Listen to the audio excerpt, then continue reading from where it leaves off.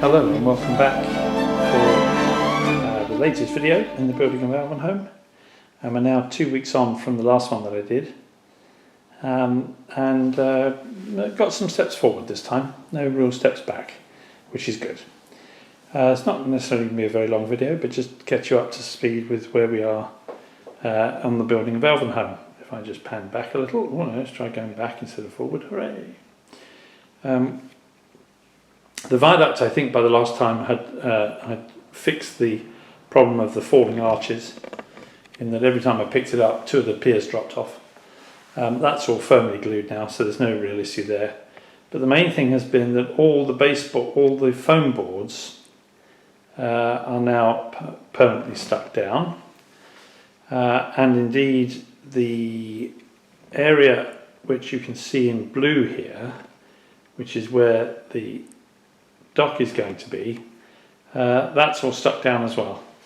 And in fact, if I come around to the front and I pull this back, you can see the beginning of the making of the dock area.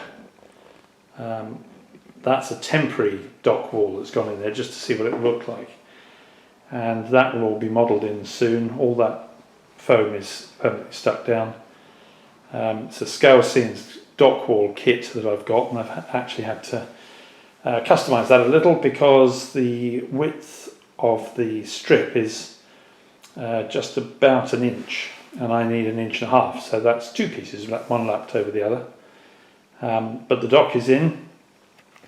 You can see the wooden baseboards, which is where the points are going to be sitting on. If I pan around further, all of these baseboards, if I just try and get it to focus, thank you. All of these baseboards, the mod rock went on today, so they've all now permanently in place and are covered, so we can seriously think about putting some track on them fairly soon. What else have I been doing? The main thing that I wanted to show you, however, is set up, if I just gently pan round, to a rig that is sitting here. I'm just come out a little bit. You'll recall that one of the big problems I was having last time round was getting the points motors to work. And I finally twigged that the problem was that I was trying to draw power. I think I was trying to draw power from my power unit, which possibly isn't strong enough, but I certainly needed a CDU. And what you see in front of you, if I just come slightly to the left, is a CDU, which I purchased. I purchased a dedicated power unit, which is there just for the accessories, so that'll have its own power bus. And once I'd wired the power unit into the CDU, that's what passes for an accessory bus. But that's going into the switch, which is here. I have my point motor sitting on a little rig that I made up just to work out clearances, and when I throw the switch, hurrah, the point motor works, and it does indeed change the points.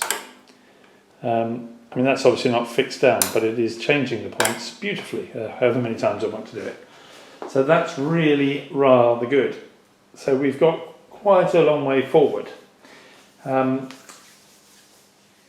Really interesting as you start laying everything down, having to learn the order in which you do things. And my wife got me connected with an app, if you have an iPad, a planning app, almost a project planning app, but not particularly, it's free. It's only more expensive if you want to be able to collaborate with everybody else, called Trello. And it was a very useful exercise in going through the process and the things that have got to be done, and actually having spent a bit of time thinking about that has helped me tremendously, because quite a lot's got done this weekend from doing just a little simple bit of project planning. But the next stage is really for the layout, is at this end, where I'll just put the paper back before I come back in, is at this end of the layout really, if I just pan around, because I need really to fix things a bit better. As you can see, I've also bought myself my first tunnel portal, or the tunnel portal kit has been, and I've built the first one. And that's pretty much how that's going to look eventually. with the entrance to the tunnel just below the viaduct top. So I've got to think about how that's going to be landscaped. How would that really work in reality? But I think that's fine. And also how I'm going to build the frame for on which High Elven will sit.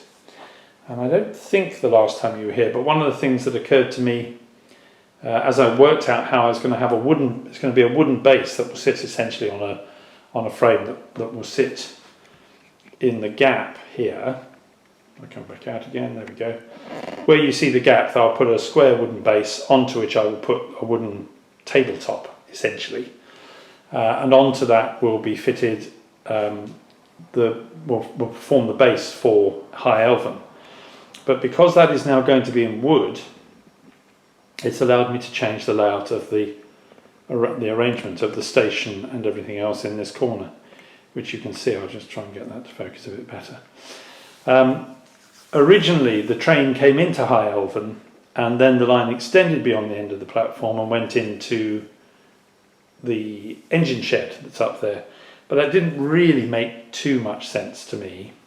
But now that that's in wood, as you can see, the layout has changed in that the train comes into High Elven, but the engine shed is on a siding ahead of the station. So the train would be able to sit in there, and that will be quite good because it will mean if necessary, or if I want to, I'll be able to leave one engine at the top and send the rail car up and back, or do whatever I want to do. So that may be quite interesting for shunting things and generally giving the engine some service when it's up in High Elven. That's pretty much everything that I've done so far. This is quite a short update. I don't want these videos to go on for too long because they get boring. I hope by the time you come back, next time you come back, which will probably be 2 or 3 weeks' time, we will have more done. I think the next thing for me to do is to start installing the incline, because I need to check. I'll just come around this way, and you'll see at the back here that that's the start of laying out the inclines, because the width of those inclines are slightly wider than my original plan. If I come down onto the plan, the plan that's here, I'll bring it a bit closer and then we can see it better. But the space that I gave in the plan, that's, you can see it, hopefully you can actually see the plan. There we go. The space that's in the plan across here is not as wide as those spaces are. I think it's wide enough still, with the gap that's in there, not to affect the laying of the track, that the distance, once I put the spaces in, will still give me room for a train to go through without fouling.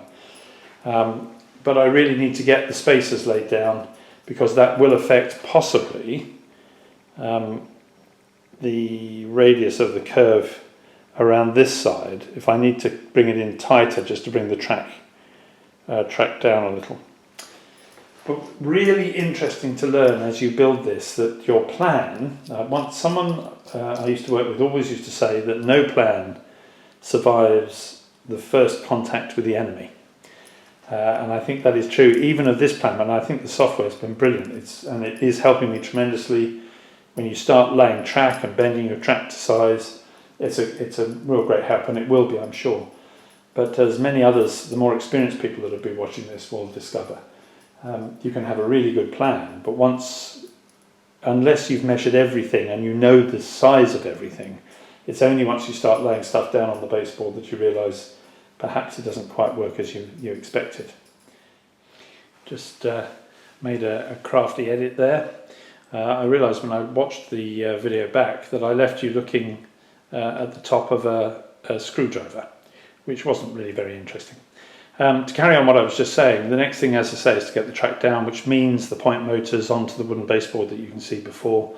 That's the major and probably the most complex part of both in terms of wiring with all the point motors and powering. I think I've got 2 of my 3 double slips in there. So if I do get as far as actually getting those in, I will carry on the thing that I said of trying to show how you wire a double slip in N gauge, because the N gauge track, as I've mentioned before, is constructed slightly differently to double O gauge, and certainly points and the like don't need as much attention. As far as I can see, you just plug them in, which is rather interesting. The double slips have bits of wire coming off all over the place, and those are going to take a bit of care and consideration. And I also need to put the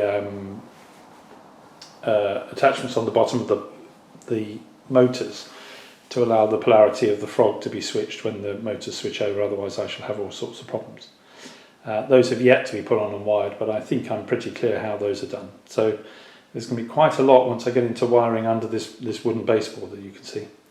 So I think that's enough for now. I'll stop there, and I hope to see you again. There will be another update in the next couple of weeks, and I'll have to do it in the next couple of weeks, because after that I live in Edinburgh and I enjoy going to lots of things while the fringe is on.